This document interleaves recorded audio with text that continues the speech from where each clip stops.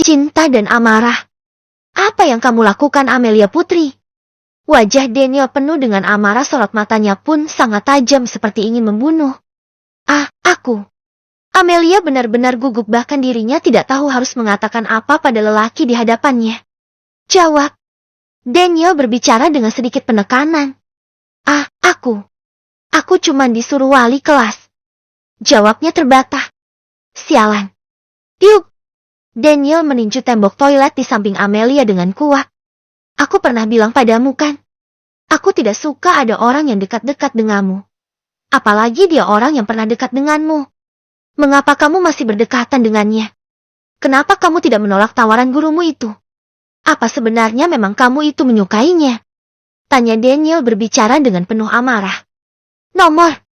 Amelia hampir menangis dengan perbuatannya sendiri. Tiba-tiba suara dering ponselnya terdengar.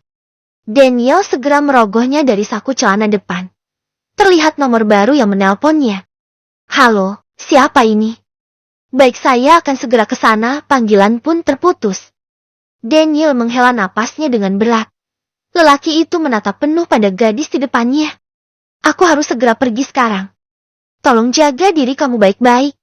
Aku tidak bisa mengantarkanmu pulang. Biar nanti sopir yang mengantarmu. Ucap Daniel sembari memasukkan telepon genggamnya ke dalam kantong celana.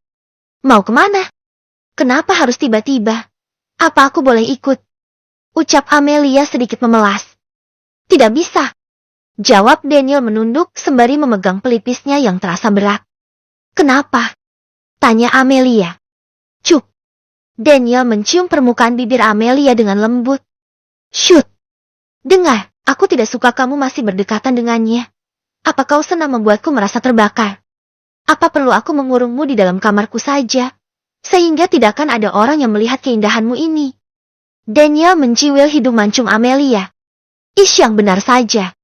Memangnya aku burung yang harus dikurung? Amelia mencibikkan bibirnya. Daniel terkekeh, membuat Amelia tersenyum manis. Amelia merasa amarah Daniel kini sudah meredah. Kamu malam ini sangat cantik. Aku tidak suka kecantikanmu dilihat orang. Bisik Daniel di telinga kekasihnya. Sontak saja tubuh Amelia langsung meremang.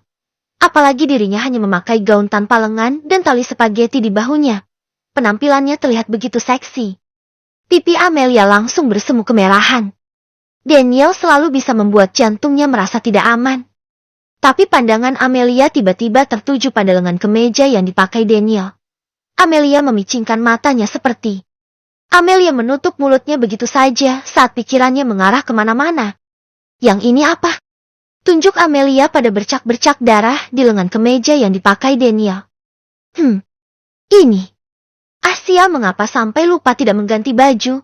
Ini pasti karena tadi buru-buru aku sampai lupa menggantinya. Ucap Daniel dalam hatinya. Oh. Ini tadi Jack memotong buah lalu tangannya kena pisau. Ucap Daniel berbicara dengan santai dengan sedikit tawa agar Amelia tidak mencurigainya.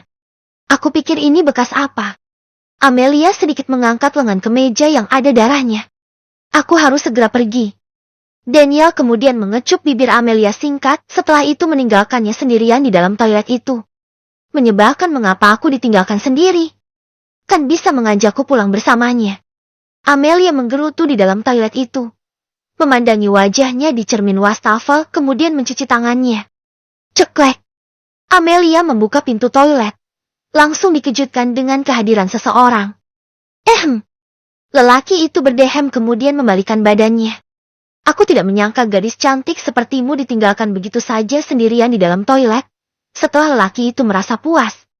Ucap Huan sembari mengibaskan poni yang menghalangi matanya. Maksudmu apa? Jaga bicaramu, Tuan. Ucap Amelia penuh emosi. Tak terima lelaki di depannya ini begitu saja menjelekkan kekasihnya. Perkataanku tidak salah bukan? Maaf, aku hanya bercanda, Nona, tidak usah marah-marah seperti itu. Kini Huan terkekeh melihat napas Amelia yang tersengal-sengal menahan amarah. Kau ini?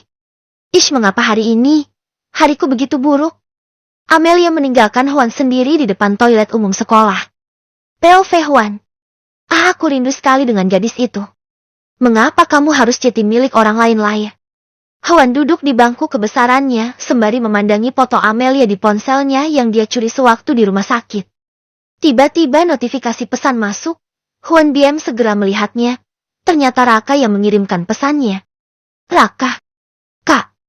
Lihat penampilanku dengan gadis itu sekarang. Aku dan dia dipasangkan untuk berdansa. Aku benar-benar bahagia. Mah, aku akan berusaha menjaganya. Ucap Hwan memandangi foto ibunya di atas meja kerja. Lalu Hwan mengklik tautan yang dikirim Raka sembari tersenyum. Lalu raut mukanya tiba-tiba berubah setelah melihat tampilan di layar datar telepon genggamnya. Amelia. Astaga, ternyata gadis yang disukai Raka selama ini Amelia. Hwan terkejut dengan siaran yang sedang berlangsung. Raka dan Amelia sedang berdansa di atas panggung. Segera laki itu beranjak dari tempat duduknya, menyambar kunci mobil di atas meja kerja, memasuki mobil. Melesat menancapkan pedal gas membelah jalanan. Mengapa harus dia Raka? Mengapa harus Amelia? Agak. Hwan mengacak sulai rambutnya dengan kasar. Memukul setir mobil di depannya. POV berakhir. Aku tidak akan membiarkan lelaki manapun mendapatkanmu cantik. Pesonamu sudah membuatku kalut. Hwan menyeringai, melihat kepergian gadis itu sampai punggungnya tak terlihat lagi di koridor sekolah. Di rumah sakit. Baru saja Daniel sampai dan langsung menemui suster. Sus, apa terjadi sesuatu? Tanya Daniel panik. Tidak ada Pak Daniel. Tadi Nona yang bersama Anda memesan kepada saya. Nona tadi akan pulang sebentar menemui anaknya. Takutnya sang ibu sadar dan tidak ada orang di sampingnya. Ucap suster menjelaskan. Oh ya sudah, terima kasih sus. Ucap Daniel berlalu dan menghampiri ruang rawat inap. Seseorang yang sudah ia tabrak tadi. Ceklek Daniel melihat wanita parubaya itu masih belum sadarkan diri. Kemudian duduk di samping Branka. Maafkan saya, Bu. Saya benar-benar tidak sengaja menabrak Ibu. Daniel melihat selang infus di tangan wanita itu. Jari-jarinya bergerak dan perlahan matanya terbuka. Deli, ucap wanita parubaya itu. Bu, Ibu sudah sadar. Ucap Daniel. Segera Daniel memanggil dokter dengan alat yang ada di samping Branka. Tak lama dokter pun datang dan langsung memeriksa keadaan wanita itu. Dokter pun keluar dan diikutin oleh Daniel di belakangnya. Bagaimana dok keadaannya, tanya Daniel. Keadaannya baik, tapi kakinya belum bisa berjalan karena tulang tempurung lututnya terbentur cukup keras. Maka disarankan selama beberapa bulan ini untuk memakai kursi roda. Jelas dokter. Baik dok, terima kasih. Ucap Daniel dan dokter pun berlalu. Daniel memasuki ruangan itu dan terlihat wanita parubaya itu menangis. Aku sekarang sulit berjalan. Bagaimana aku menghidupi cucu dan anakku? Ucap wanita parubaya itu terseduh. Maafkan saya, Bu.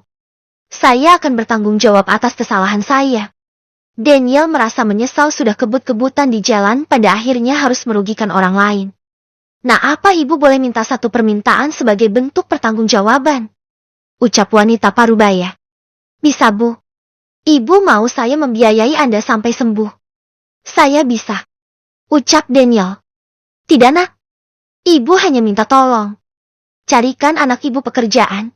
Delir baru saja diceraikan oleh suaminya dan juga mempunyai anak yang masih kecil, sangat membutuhkan biaya untuk makan kita sehari-hari. Selama ini Ibu yang menanggung biaya sehari-harinya. Karena suaminya tidak mau memberikannya nafkah. Ucap wanita itu menampilkan raut muka sedihnya. Ibu jangan khawatir, saya akan memberikannya pekerjaan. Kalau perlu besok dia bisa datang ke kantor saya. Saya akan menjadikan dia asisten saya. Jelas Daniel membuat wanita parubaya itu tersenyum semrik. Terima kasih, Nak. Sama-sama, Bu. Jawab Daniel tersenyum. Daniel merasa lega. Tidak terjadi sesuatu yang buruk pada wanita parubaya itu. Kalau sampai terjadi sesuatu yang buruk padanya, Daniel pasti akan merasa sangat bersalah. All I need are some better days. Yeah, all I need are some better days. 'Cause all I want, and I pray, I believe in the better days.